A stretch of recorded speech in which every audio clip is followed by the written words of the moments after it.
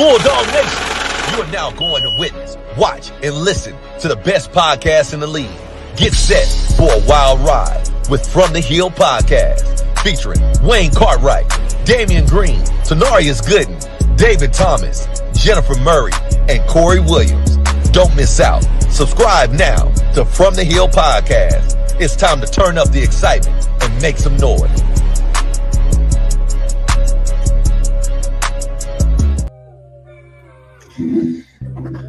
Good evening, everybody, and welcome back. Family, how are we? Hey, doing good. Well, that's good. And to everybody who is tuned in, we just want to thank y'all once again for supporting our show. And also make sure that tonight you hit that like button early and often. And also make sure, if you have not already done so, subscribe to this YouTube channel. Subscribe to Apple Podcasts, Spotify, or wherever you get your podcasts. All right. It's been a great summer. I had the fortune of being down there in the state of Alabama last week, where I got to catch up with my fellas C.K. Williams and T. Gooden. Also got to see DT. So, you know. Man, it was good to fellowship. Good seeing you, man. Most definitely. Yeah, man.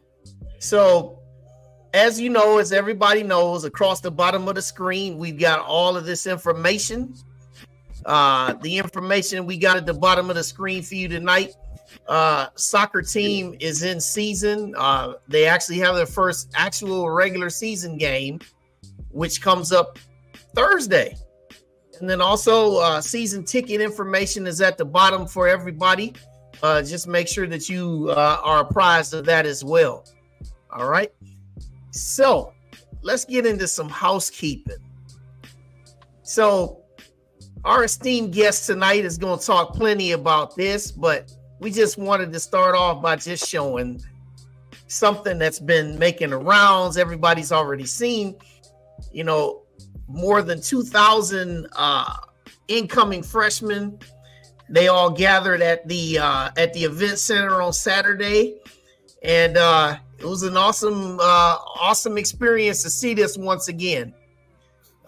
So, you know, everybody who's on the hill or going to be going by the hill, just make sure that when you see these new incoming folks, make sure you welcome them with open arms, because everybody's moved in and the hill is in full effect. Next up, Fan Day. T, I'm going to let you take this one, brother. Hey, yeah, Fan Day is coming up August the 17th from 4 to 6. Man, just make sure you come out, see the Bulldog walk, meet some cheerleaders, and the band is also going to be there. That is Saturday, August the 17th, the annual Fan Day. Make sure you're there to meet some players, cheerleaders, and, you know, get this fall season going. Yeah, and not to be outdone, the following day. Not to be outdone, not only are we going to be at Louis Cruz, we're going to take it on down the street to go to the Walmart on Sparkman Drive, Fan Appreciation Day. There you're going to see the band again, the football team and coaches, cheerleaders, soccer, volleyball, golf, cross-country teams, and much, much more. So make sure we are in Walmart being loud and proud. I remember we used to do this a few years back when an alum, he was the manager there. So I'm glad they're bringing this back, man. It's going to be a good, fun time that weekend. Awesome. And then one other thing, shout out to my brother Antonio Logan. He had submitted this to me. This is a celebration of Bulldog Picnic going down in Shelby County down there in Alabama, Alabaster. They are getting together on Saturday, August the 24th, between the hours of 3 to 7 p.m. They want everybody to come on out, wear their Bulldog swag. As you can see, you know, they have a Greater Shelby County alumni chapter. They also are seeking donations to support student scholarships. So shout out to my boy Antonio Logan and y'all that live near the Alabaster and Shelby County areas. Hey man, if y'all free for 4 hours or in between those 4 hours, come on out and support these guys in their initiative. Yep, this is my alumni associate. I'm a member of this chapter as well, and we are really excited about what we're going to do for the community. Awesome. Awesome. I am. Yep. Awesome. And then last but certainly not the least, Corey C.K. Williams, Jay the Great, Dave, let's talk about it. It's a beautiful thing. It's a beautiful thing, man. You can run it down I-65, 2059, and you just look up in the sky. You see the skyline. Start here, go anywhere. We got a staple in the Magic City, Alabama A&M University. It's a beautiful thing. Well, I finally saw it for the first time Saturday, and it's something to see. I plan on going to Vulcan and seeing it from there. If you're familiar with the Birmingham area, Vulcan sits atop Red Mountain, so you can see the whole downtown area. So I plan on getting some good shots from there. But I am so proud of the direction that A&M is heading in, especially in the area of marketing, because if you're down here, you see it pops out. It literally lights up the skyline. So I'm excited. It's my hometown. It's my alma mater. Why not? That's what's up. Some people felt that because there's such a large alumni presence in Birmingham that this type of marketing approach was unnecessary. But you got to remember, though we may have a lot of presence in the Birmingham area, we still have to keep the university relevant. So just because we're there doesn't mean we have to start marketing, our product. So I think it was genius to, get a billboard at the highest point in Birmingham.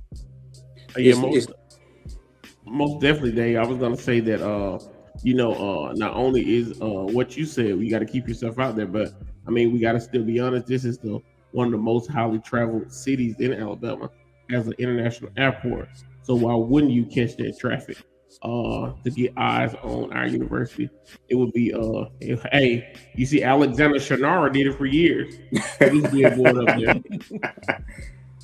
And we still competing, we got other schools in that area, so we still got to compete for those students, so it was genius to me. Yes, sir. And so with all that is our housekeeping for this evening. But before we get into our esteemed guest tonight, I did want to just go ahead on and show this while we're in the spirit of talking about the torch lighting and incoming freshmen. Just wanted to just show this little clip. Now look to your left. Repeat after me and say it like you mean it. Take your to class. Now look to your right and say it like you mean it. Take your to class. All right.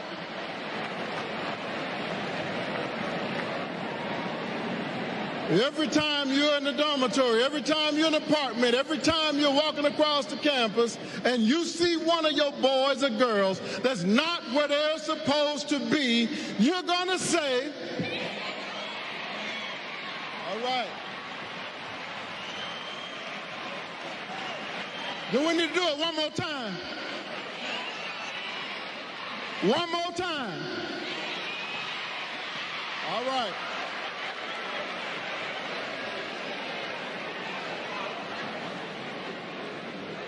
Class of 2020. Shout out to Dr. Williams, y'all. Hey, I thought him saying that was just, again, another genius moment, because you gotta connect with the kids, right? And so saying take your ass to class is definitely true, because you gotta remember why you're on the Hill in the first place. The parties and the social aspect of the university is going to be there. It's never going to change. But you got to remember why you're there. So, like Dr. Williams said, y'all better take y'all asses to class.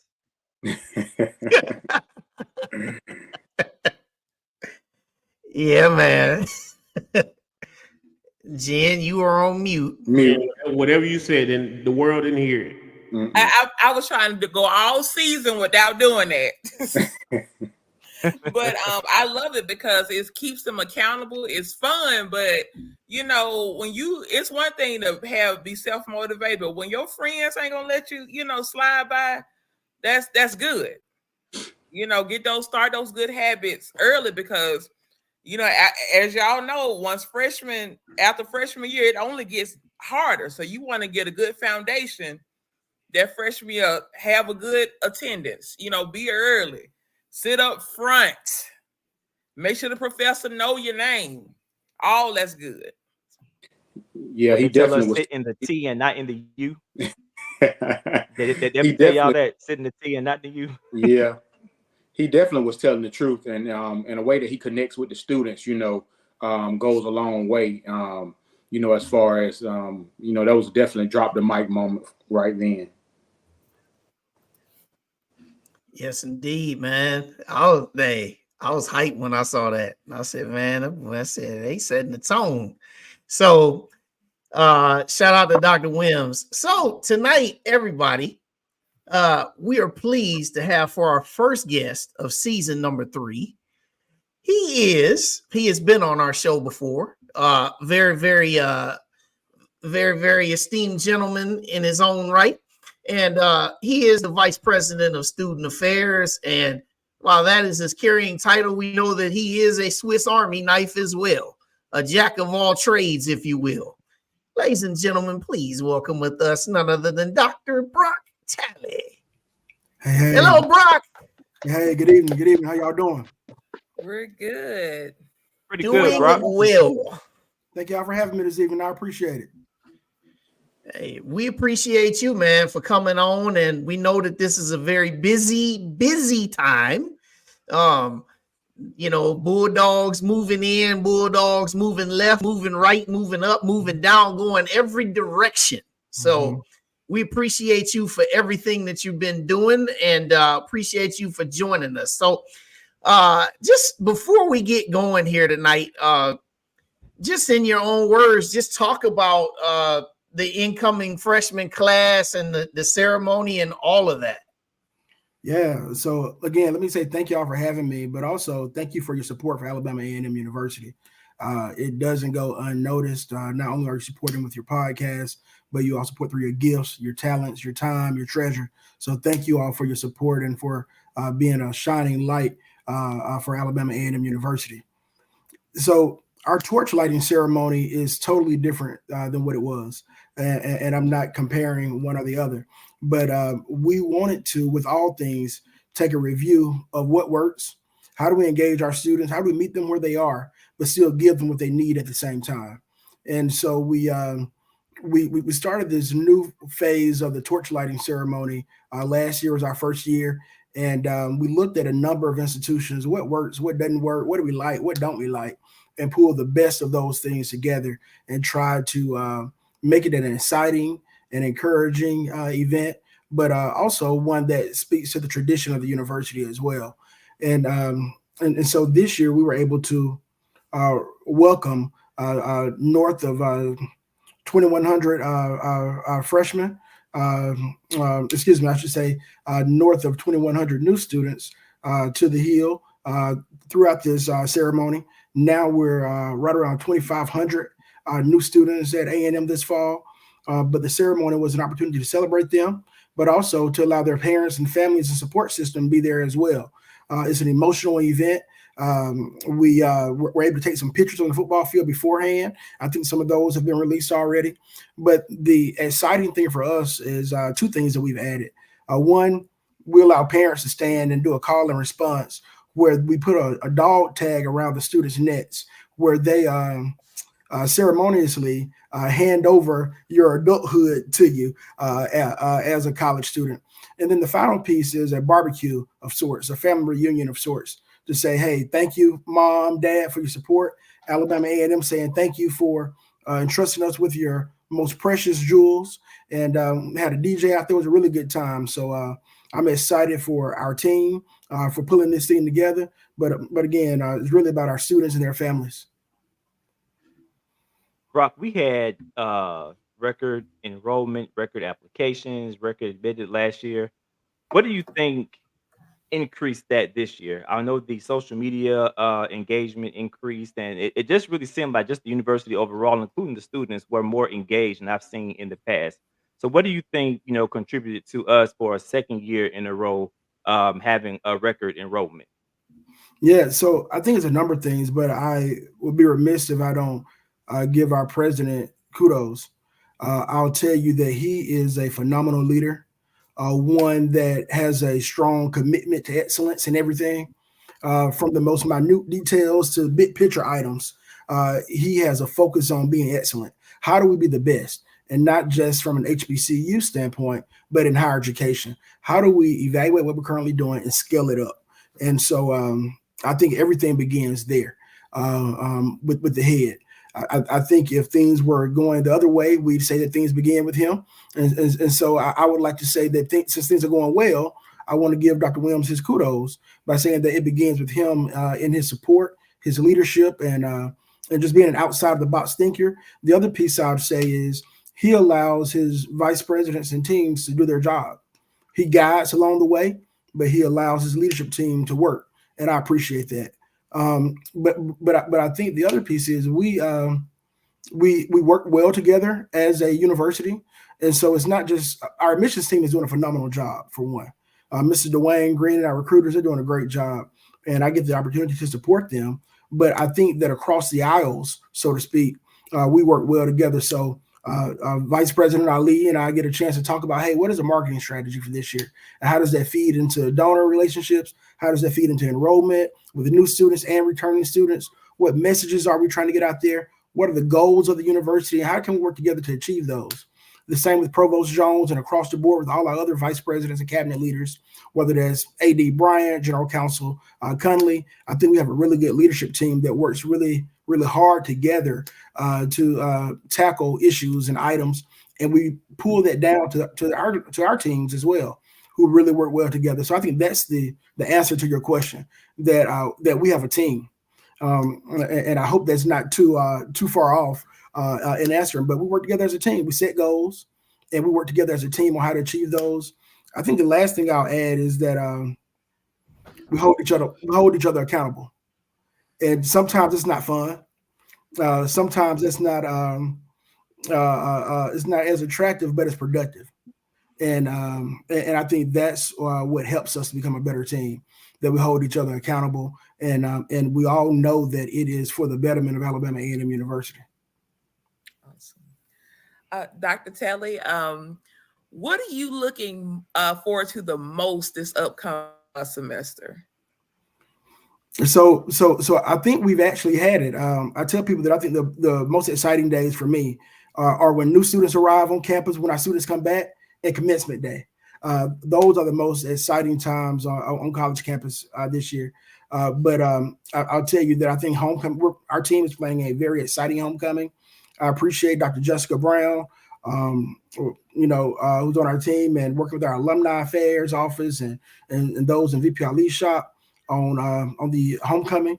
And so I'm excited about that now that our new students are here. So that's probably the second most exciting thing for me outside of our students coming to campus, homecoming. I remember last time you were on the show, I had the first question, and then when I saw you, you said, "Man, you came out hard with that first question about housing." So a year later, I'm going to actually tell the people what have yourself and the university have done about housing this year. How is that going for the university, and how is it better than it was last year to this year? Yeah. So again, I appreciate our president for setting the goal, but also giving us the flexibility to make the proper accommodations. And so last year, we, for the first time ever, went into master lease agreements with different apartment complexes throughout the city. We had a few hundred beds off campus. Wanted to see how it worked. Did it go well? Did it not go so well? But the thing we wanted to do is ensure that our students were in nice accommodations, they were comfortable, that they had transportation to campus, so that it could still be a productive learning environment. But also we saw it as one that helps students transition into adulthood as well. And so this year we took that same approach, but we scaled it a little bit. And in full transparency, we had some older housing accommodations on campus that no matter how much we mopped, how much we cleaned, how many things we tried to address in the 2.5 months of the summer, just wasn't enough time to be able to provide those students with an appropriate living accommodations. So we said, hey, we're going to take Hopkins Hall and I think it's Morris Hall, Hopkins and Morris, I believe, offline. And so we took 2 freshman residential halls offline and said that the university would make the appropriate investment elsewhere, even though it'll be financially a financial occurrence. We'll take the appropriate investment to take their time off and to fix these residential halls where they need to be fixed. So now those 2 residential halls will now have elevators in them. They will have refreshed floors in them, refresh bathrooms in them. Some of those other residential halls, like council, where we had 2 students per room, we leveled it off to having 1 student per room. But in those rooms that are larger now, some of those may still have 2. But in those small matchbox size rooms, there's just 1 student in a room. And again, we still have the same number of students, or we have more students this year. So we still have to provide accommodations for those students. But we want it to be somewhere that's comfortable for our students, but also it's not too taxing that we can't adequately respond because of the infrastructure that we have at the university. We reduced capacity in in Foster as well. We had 3 students in a room. We took it down back to 2. And so we're making those appropriate adjustments because we want our students to be independent, productive, and in a safe and comfortable environment. So now we have a number of apartments throughout the city, and it seems to be going really, really well for our students. And they like it. We like it, and it provides us an opportunity to really service them without getting away from our mission. Awesome. Now, Dr. Talley, the people, this is for the people about homecoming. Yeah. Hey, they saying, hey, do we have a budget? Because you dropping names for entertainers almost every other day. So just tell us about that and break that down for us. Yeah, I saw somebody say we must have hit the cartel up or something. Hey, I said earlier that we must start selling plates. Yeah. Hey, we was doing something because them things was coming like crazy. Yeah. And there's still a few more names we need to drop. We need to share. What I'll tell you is that our alumni, our students, our contributors, our team, our community is amazing. And just like we've done with housing, just like we've done with admissions and recruitment, just like we've done with marketing, just like AD Bryan has done with athletics, just like Provost Jones has done with new academic programs, how do we scale it up? And we've made the adjustment to the budget to accommodate our homecoming lineup. We've made some strong negotiations as well, and so I want to be very transparent about that. That we've negotiated prices that fit within the scope of the university and what we're willing to invest. But what we would like to do, what our president has shared, is to build an environment that our alums want to come to. That's fun, that's exciting. And one that's good for the city, our community, but also, one that, regardless of what our football team's record is, one that's regardless of what's going on, that people want to come back for homecoming, and not just coming back, but that they give while they're homecoming as well. I want our folks who come back to invest while they're here, and that doesn't necessarily mean I need $1 million check from you. That'd be great. If you want to do that, but building an environment where you want to come back and that you want to give, and so we want it to be fun, one that everyone can respond to. This year, something new is the 1875 after party. Mm-hmm. It's going to be great. It's going to be in the event center. We've secured Cupid to perform. Dougie Fresh, we dropped him yesterday. He's going to perform. So this is going to be an adult party. And 30 and up to get in. We even have when I was in college, people took pictures in front of backdrops. Me and my friends would get down there and we throw the hooks up and whatever. We have some of those fun things that from our old college days that'll be there, but it'll be a fun, exciting environment, and one similar to the dust till done experience that you had while you were in school. So we've polled a number of alumni. How do we try to recreate that, but scale it up at the same time? Awesome. Well, the whole administrative team has done a great job as generating excitement, and this is definitely student and alumni centered. So great job.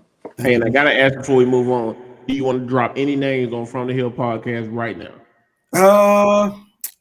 I'll give you a hint. Okay. Our comedy show, we haven't released it yet, but it is going to be amazing. It's going to be one that people would be excited to see. So the next drop will probably be around comedy. Let me say that. Got it. Fair enough. Eddie Murphy. No.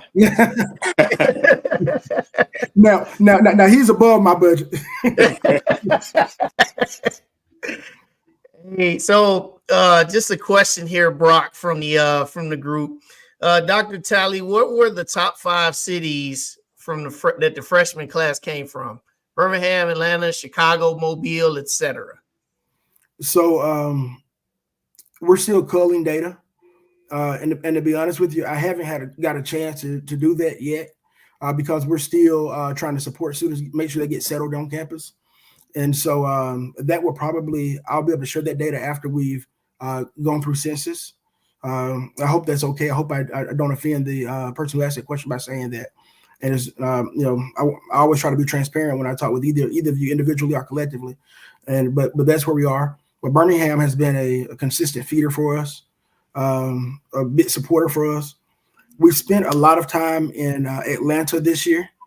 We expanded the president's bus tour to Atlanta to go and spend time with those students who were scholarly students, those with high ACT, high GPA, high SAT scores, to recruit them to the university.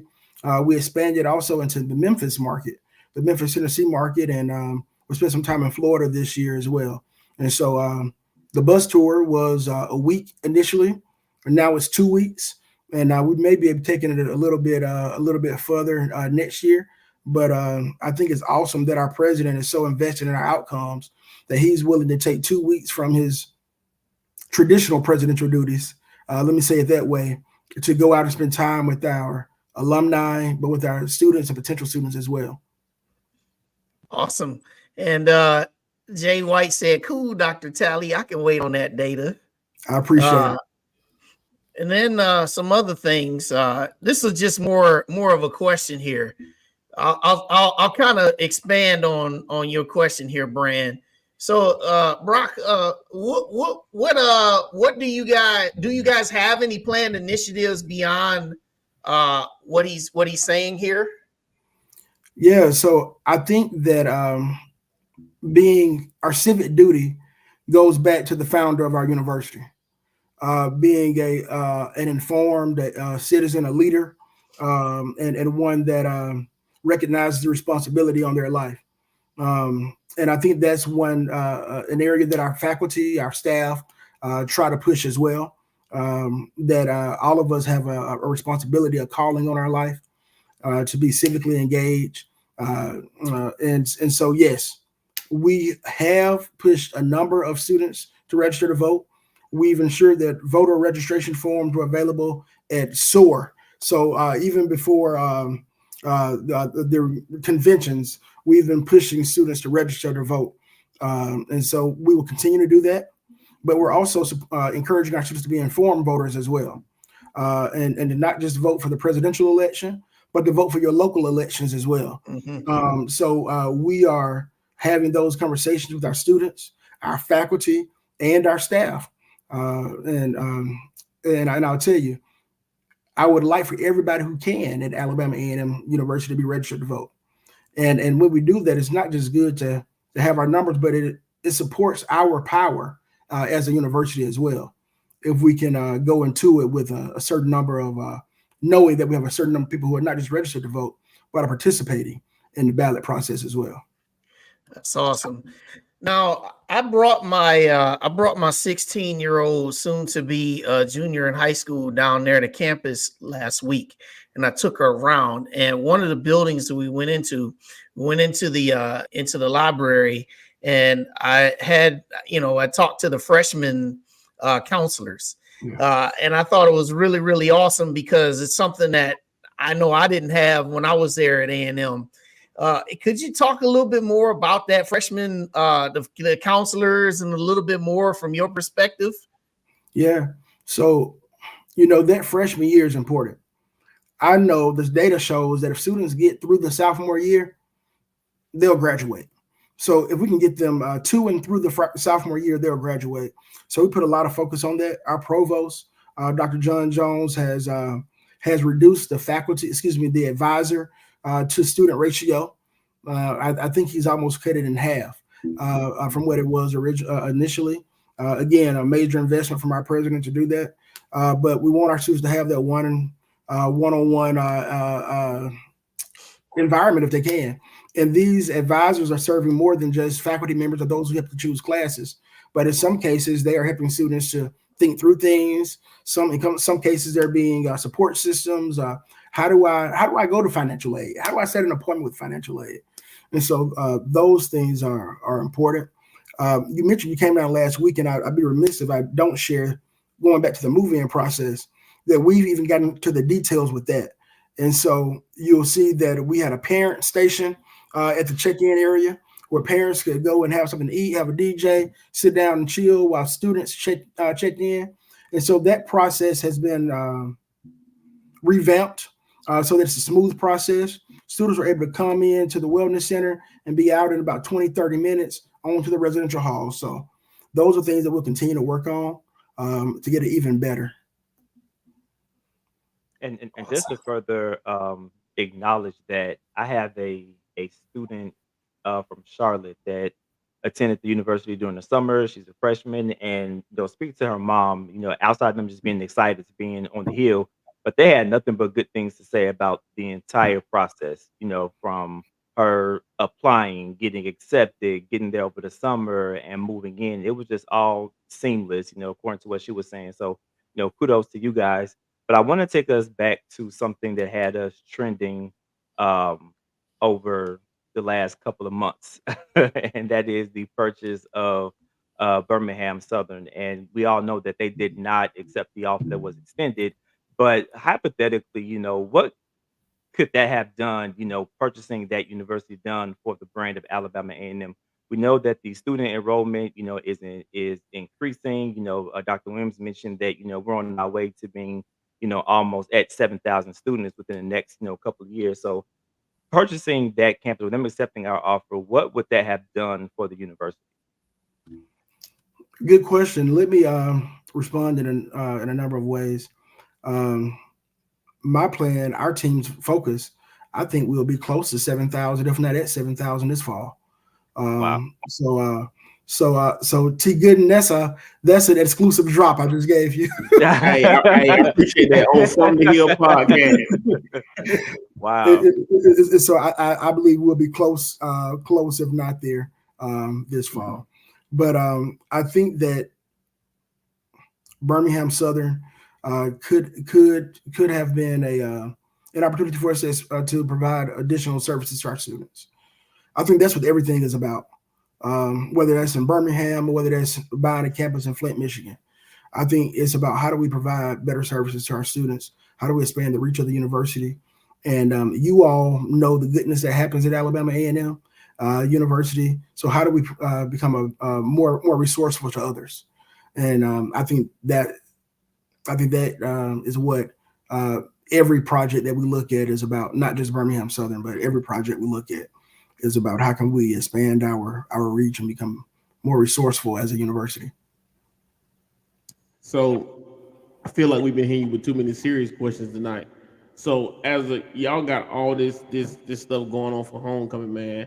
As a person that's about to be 40 on October 4th, how do y'all expect somebody my age to be able to be at these events, man, and make it to the game on Saturday?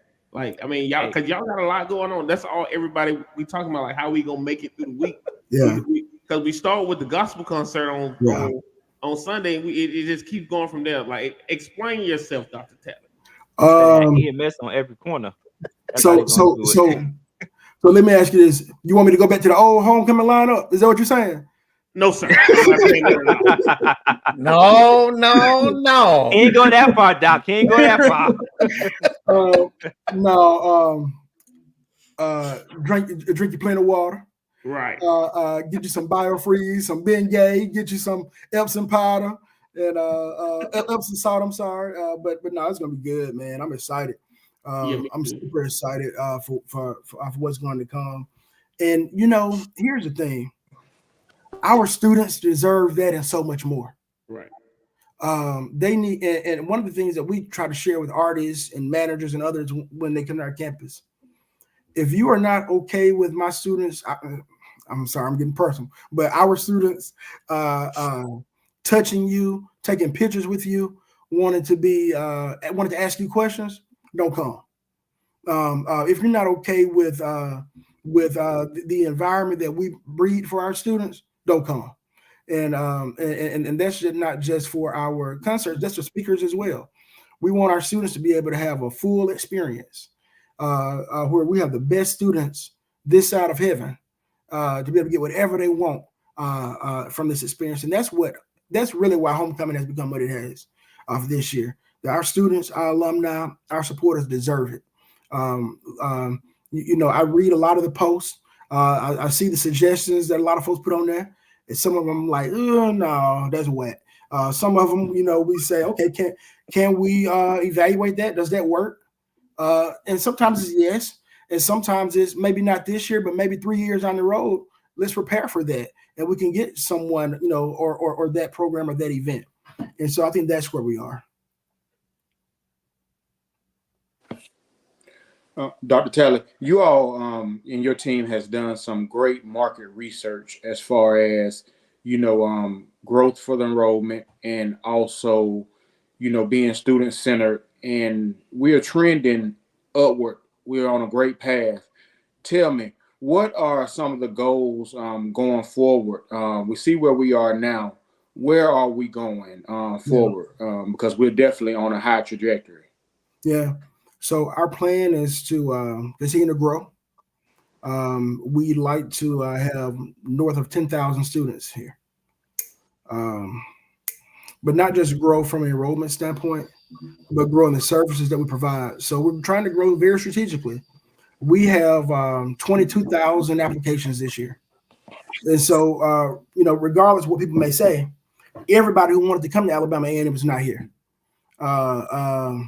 I want to be very clear about that, that we have some students who are still calling now asking to get in Alabama A&M who are saying, hey, I'll secure my own housing or I'll commute back and forth. But everybody who wants to be here is not here. And so some students who wanted to return, who we saw, you may not be the best fit for our brand. They are not back at the university. So we're being very strategic about how we grow. To ensure that we have the appropriate support systems in place to monitor that growth, but also to provide students we can grow without getting away from the substance and engagement that we provide our students. So that's where we are. So you'll see new academic programs, you will see new buildings, you will see new services. I think we shared before that we're working on a new student center that will come in a few years. A new real student union for our students and alumni. And so you're going to see us grow, not just in numbers, but in support and services for our community. That's awesome. Yeah. My mother, she graduated from council training in high school right there. She was the last class that graduated from there. And when I was down there last week, I told her, I said, Ma, I said, they get ready to build a student center on the site of the old council training. She turns. And I said, Ma, I said, the building was old when you was in it. Mm-hmm. Mm-hmm. Yeah. Man, it's very interesting, but I'm excited for what we're doing. and definitely appreciative of folks like your mom and their support, because I don't think it's anything negative. It's her love for Alabama A&M. Exactly. That's all it is. But one thing that this administration tries to really do is be as transparent as we can. Some things we, of course, can't share at the time, but we try to be as transparent as we can about things, and it's not a monolithic decision. There are many times, even, Dr. Williams or the cabinet will say, hey, okay, well, what are the thoughts on this? And we'll either go with it or, take a pivot. So we appreciate all the support that we receive. And I think your mom's comments are about her love for our university. Yeah, and I personally want to say, Dr. Talley, that from an alum that's been around the university since 2003, I appreciate the breath of fresh air that yourself and the administration has brought to the university. I'm not on campus, but I'm in the city. But you can see that Dr. Williams, along with AD Bryant, yourself, you guys don't mind speaking with students. You don't mind speaking to alum. I mean, it hasn't always been like this. So, from an alum, I appreciate what you guys are bringing, because all it's doing is helping our university shine bright. And at the end of the day, that helps everyone out. Thank you. Hey, Doc, I wanted to ask about the student center. So I know a couple of years ago there was another project. I can't remember exactly what it was, but the students were involved in like the design of that. And I know that you guys released the design, but will you guys get the students involved in maybe what the interior of the building would look like, some things that they want to see inside of the student center? Yep, absolutely. So students are involved now. And so some of our SGA students are involved with what it's going to look like, what services will be provided. Now, I can't take Mall of America and put it in there like some of them may want, but we are trying to involve them in that process, but also to challenge them that say, hey, don't just look at what services this building will provide now, but 20 years from now, what does the future look like? If you were to replace what would your children, when they come to Alabama A&M, how does this building provide them with service or the ability to grow into additional services? And so that's what we're challenged with, and we're challenging our students as well. But I think it also, by allowing them to be involved, allows them to have additional buy-in at the university, because they're our customers. They should be able to have a thought, a voice on what the future of this university looks like. And really, that's been the focus on everything. Even when we talk about housing, what does that look like? Okay, more students need to stay. Most of our students, are Pell recipients, so they can't afford to secure their own housing. So, okay, I understand that. How do we provide you with the service? And so I think that's the central thing that we're doing on everything from dining services. What do you want to see in the cafeteria? What do you want to eat? What does that look like? And so now we have a coffee shop that's opening on campus here soon. And so again, just trying to answer your question, that we're involving our students in this, but also most decisions that we make at the university. And if the students are not at the table, the thought of the students is at the table. I love all of this because I just really, really, really, really love to see the growth. And I love to see the fact that everyone is engaged. Mm-hmm. All of us alums, we're all engaged. So we love that. And we hope that more of that energy continues to grow as the university does. Now, Braque, I know you guys got a lot going on coming up, not just, this current this current semester, I should say.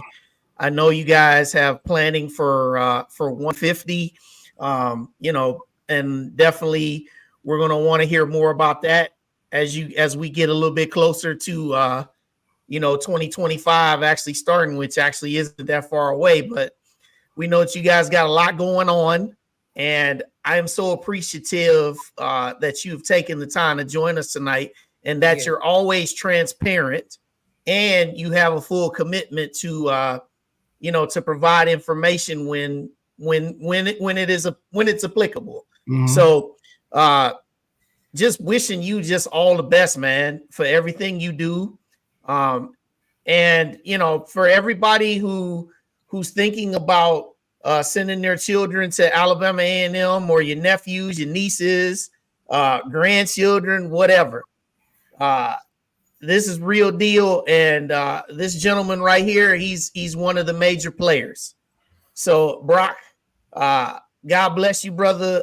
We definitely gonna talk to you again. I mean, I know those locally see you pretty much often, and every time I come down there, I know you were busy. I would have loved to have caught up with you, but I definitely will catch up with you the next couple times I come down there. So, so Braque, man, appreciate you, brother, and God bless, and keep it rolling, man. And as always, go Bulldogs. I appreciate y'all. Thanks again. Go Bulldogs. Thank you. All right. Thank you. Appreciate it. All right, man. It's Braque Talley, y'all. Dr. Braque Talley. Dr. Braque Talley. Now, of course, I was trying to, keep it together, but I love the fact that they giving us stuff to brag on. I don't know about y'all, but I'd be at the water cooler talking my tail off about A&M. So I appreciate it. I was trying to, keep it together while Dr. Taylor was on, but we appreciate y'all letting us brag. Yeah, I enjoy bragging. You're most definitely, because I mean, like most of us, we've always been proud of our university, but just because that's what we do. But now you can walk with your chest poked out a little bit more. Like, hey, we got when you go to Birmingham, you got to see us. Regardless of what happens, you got to see us. We didn't get to school, but you still got to see Alabama A&M University. When the big artists come here from new to old, you're gonna know that they were at Alabama A&M University representing. So man, it's a good time to be a student Bulldog, an alumni Bulldog, a good time to live in the city of Huntsville, to support the Bulldogs. It's a good time to subscribe and like From the Hill podcast. It's always a good time to do that. But yeah, man, I'm just happy right now. Yeah, and also shout out to Dr. Cavill. Doc, we want to have you on the show this season, so yes, appreciate you for tuning in. We definitely gonna get with you to get you on. So a couple more things here tonight. I want to transition here. The Olympics just ended, and it was a great Olympics at that. I had so much fun watching every sport except for breakdancing. They could keep that, in my opinion, and they have removed that. And they have removed it already. If I have to see another video of that woman from Australia doing whatever that was that she was trying to do, right? I'm gonna just leave it at that. And also another thing that I don't want to see again. For the love of God, men's 4x100 meter relay. Can we learn how to pass the stick? Man, that's so frustrating. Can we get the baton around? I mean, Kenny Bednarik, I love you, Kung Fu Kenny, but Jesus Christ, man, he took off way too early. Right. Yeah, man. Like one of it's a couple favorite things that I like about the Olympics. I have to say, and I say this on my Facebook, like I've never seen so many beautiful women that are fast. Like I mean, from any, I'm just not talking about the Americans. I like, man, where do they get these supermodels from that are highly athletic? Like it's like supermodels that can run. And like even long jump. So it was beautiful women that participated in the Olympics, man. And also what I think would be one of the greatest sports moments in history is Steph Curry, man. Like I'm talking about I'm talking about sports moments in history. Like no one does what he did, man. It's like he was on another world. I don't think that could be topped. My top moment was when Kobe dropped that 60 on his last game. I was like, there's not going to be the greatest moment in history than Kobe dropping 60 on his last game. But then when Steph did that the other day, and you're like, man, I can't believe it. And then the players weren't all like he's like LeBron, Durant, the team, like, man, I can't believe I'm a witness to this. So those are my favorite top two moments of the Olympics, man. I love the Olympics. I'm gonna try to get to LA in 2028 to participate in some volunteering services any way I can. It seems to be a good gig. I've been looking it up, but man, I'm excited about 2028. I'll say this. The breakdancing competition tickled me, but I was interested in it because for those that went to the World Games, they had those same breakdancers here in Birmingham in 2022. So the woman that won gold medal, she won a gold medal here as well. So I did see some good dancing up front. So that's why I was so thrown off about Miss Raygun from Australia. But to piggyback off what you said about Steph Curry, I don't know if a lot of y'all know this, but I am a Houston Rockets fan. So I have had a vendetta against Steph Curry since 2019 when I was sitting in the Toyota Center for the Western Conference semifinals, and he lit my Rockets up. It was such a long walk back to my car, y'all. I had to walk to my car, and I was sad. He was doing a little shake move. It was too much. So I've been having a grudge against Steph Curry. I was sad. So I've been having this grudge against Steph Curry since 2019. But let me tell you. Don't take it personal. Listen, seeing him light up like that, I was like, oh, so that's what it feels like to be a Warriors fan. Like, he was, oh my goodness, it was unbelievable. If you have not seen it, go back and watch the replays before they take it down. That game was magical. It was magical. Yeah, to see what's y'all's the last 2 minutes and 47 seconds is when Steph Curry went 8. The last 2 minutes and 47 seconds of the game. I know the minutes. Yeah. Hey, that's Steph. Hey, he's one of the greatest shooters of all time, if not the greatest, because he was in a zone. People just watching, his own teammates just watching him, and he just throw shots up and it just goes in. But he's one of the greatest shooters of all time. And I must say too, for the Olympics, the women, the women, hey, they showed out. The men did great, but the women, they held their own, and they really, represented USA to the fullest. And I think it is one of the most, medals that the women have won collectively, in a while. So I got to give a shout out to all the women doing their thing. Job well done. Yeah, I mean, as a former distance runner, I am very proud that Team USA, Grant Fisher won the bronze medal in the 10K and the 5K. Shout out, man, Cole Hocker in the 1500, setting the American and the Olympic record, running 3:27 in the 1500. Yerrick Naguse getting the bronze. Yes. Gabby Thomas winning 3 gold medals, winning the 200 and also being on the 4x1 and the 4x4. Sydney McLaughlin, another world record in the 400-meter hurdles. Also, Spiff Cedric for USA women's rugby, going 80 yards to the house in the bronze medal game in rugby. I mean, all of these different storylines and details. What was also hilarious, seeing Snoop being at everything. Yes. Being at everything. And also just looking at all of the celebrities that were at everything, and even the fellow athletes that were supporting everything. The Olympic spirit was on display, and it's a shame that we only get this 4 years, but it was everything, man. I was all in every day.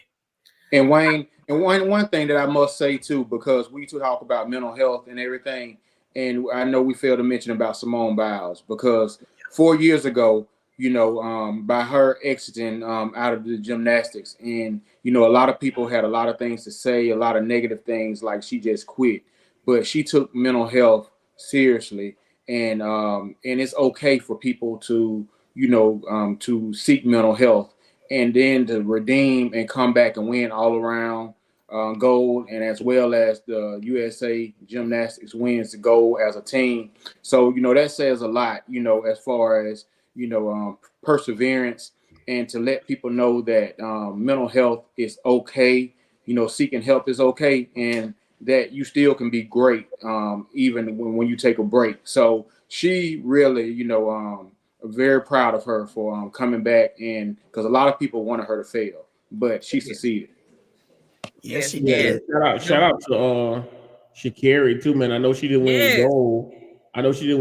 But if you just listen to the way how she speaks and how she performs now versus and how she was a few years ago, you can see a great difference, man. And like and I'm guilty of it too, man. Like since these people are in the nation spotlight, when they say and do the wrong things, we tend to try to beat them up and things like that. But if all of us, when we were 21, 22 years old and had a camera in our face after we just lost the race, we'll probably be pissed off and say the wrong stuff too. So we got to always remember that when these young people are going through stuff, to not beat them up so bad, because everybody has the opportunity to redeem themselves. And she did. And I'm pretty sure in 2028, she'll, even be better than she was just last week. Oh yeah, she's actually my screen save on my phone of her crossing the line. But I also want to point out now, I'm gonna tell you the moment that had me in tears and I was boohooing, like seeing Brittany Griner on the podium as watching her get emotional as she was listening to the national anthem. It just really put things in perspective because she's been through a lot. She has been through a lot. And to see her, bounce back, play and win it all, that was rewarding. And like someone saying, justice for Jordan Childs, absolutely. I don't think they know what type of fight they're gonna put up with. And I really appreciate that she has a full backing of the United States fighting on her behalf. She is loved. We support her, and I don't know. The whole situation feels sketchy because you're basically punishing her for a judge's mistake, and then now they're saying that they have proof that that the judge got it within a minute, and they don't want to hear that. So I definitely don't see the United States just taking it laying down. So I support her. I support the fight, and it's going to be interesting. Yeah, they'll have to just make a duplicate bronze medal because they won't get. I told my wife, I said, "You want this medal? You gonna come all the way to where I stay to get it." Right. Exactly. and that's if I let you in the house. Right. Yeah, that's how that will. Ain't be in a shoebox so fast. Don't play with me. Before we get out of here, though, can we talk about Jordan Lyles, man, and how all that talking don't really do nothing if you can't put it. You mean Oscar? Noah Lyles. Oh, Noah Lyles, yeah. Oscar made a good point. He put Noah Lyles having COVID and going to the club afterwards. Like, come on, you did all that extra stuff before the race. Now, after you lost, you got to get in the wheelchair. Man. Like, nah. Yeah, man. He didn't do that. Paul Pierce did it. He definitely went Paul Pierce. He was laying down on the track first, laying down, just all over the place. And then he went to Boomers after the race. Yeah, man. Yeah. I'm just glad he won at least one gold because I believe that there was going to be a global drag on him if he didn't. He's still getting dragged now. Boy, hey, he lucky. He leaned that torso just a little bit far enough in that 100. Right. If there were no cameras involved, we know who won that race. That foot cross. Right. We know. So you can't act like you Usain Bolt until you blowing everybody out of the wind. Yeah, well, but who can't act like that though? Who's that? That Mills at Miss Sydney. Woo! Hey, can't forget about young Quincy and his performance. I mean, Quincy. Yeah. He's now the youngest, right? He's the youngest. Mm-hmm. Yeah, 16 years old. So he did get a chance to perform. Now, unfortunately, he didn't run his best but he did get a gold medal for running in the prelims of that 4x4. So he ran enough to qualify. That's all that matters.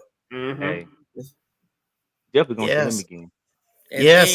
And say the legs of the person who eventually ran. So he did his part. Yeah, so that's the Olympics, y'all, and also we just talk a little bit about some of our A&M athletics. Now, just as I mentioned at the top of the show, our women's soccer team, they kick off their season on Thursday, and then volleyball will have you'll have an exhibition match coming up here. I think it's the 23rd against Lane, if I'm not mistaken, correct? Yeah, and then next Tuesday we got Dr. Brandon Reeves, head volleyball coach, and some of the players from the volleyball team will be here joining us as well. So since he did bring up volleyball, so we will have them on next week before that season gets in full go mode. Yep, and we'll get to hear from them about the newly the first annual Betty Austin Invitational that's going to take place in the event center. Teams like Idaho will be coming to the hill, so it'll be a nice thing seeing volleyball in the event center. And yeah, Demetria, their content has been fire. Yeah, it really has been. From the new uniforms and the online content, all that's been great. Yeah, it's been great, man. It's definitely gonna be great to see them in the event center. Now that is the Labor Day weekend, which is the same weekend that the Alabama A&M Bulldogs travel to play Auburn in Auburn that weekend. But of course, everybody's not gonna go. So if you don't go, make sure you are supporting that inaugural Betty Austin Invitational in the event center. It's gonna be a good time. Yeah, and then also our cross country programs. Shout out to men's cross country makes its return for the first time in 20 years. Nice. So they get started. They get started on September the 7th.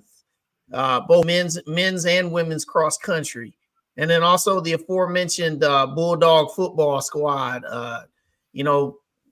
Me and Corey, and DT, we also, a shout out to our boy CJ. We had a chance to see them scrimmage on Saturday evening. Got a good first glimpse at what things are. Now it's pretty early in camp still, but we had a pretty good first glimpse at some of the players, and there were some very encouraging things to look at. Wouldn't you say so, Corey? Yeah, I just want to say, fans, remain optimistic. I think you will be excited about the team that is put out on the field and the talent that we have. And just I'm glad that we're under the radar. Just put it like that. I think that we'll surprise a lot of people this year. I think so too. I'm excited, and I'm like to hear. I'm gonna be sleeping cool. on us. Yeah, but please sleep on A&M. I mean, just like what Steph Curry say? Night. Speaking of football, also next week we have our the new director of sports performance, Seth Morris. He'll be joining us as well next week. So Seth Morris is not just the strength and conditioning for football; he's director of sports performance. So as you see, how our athletics department is growing as well, man. I like to see it. So he'll be here next week just to talk about some things, talk about the preparation he's doing for the team, and what his actual role during the game day. So that will happen next week also. That's right. So we got some really, really good things that are in the works. It's been great to be back here again with everybody once again, another season. We got a lot of things going on this year. As you can already see, we've been talking about homecoming, and that's almost 2 months away. Right.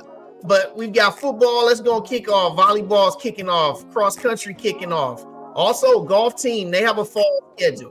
Also, man, there's so much content that's out here. So some of the things that we're going to do this year, we're going to have a lot of fun, as we always do.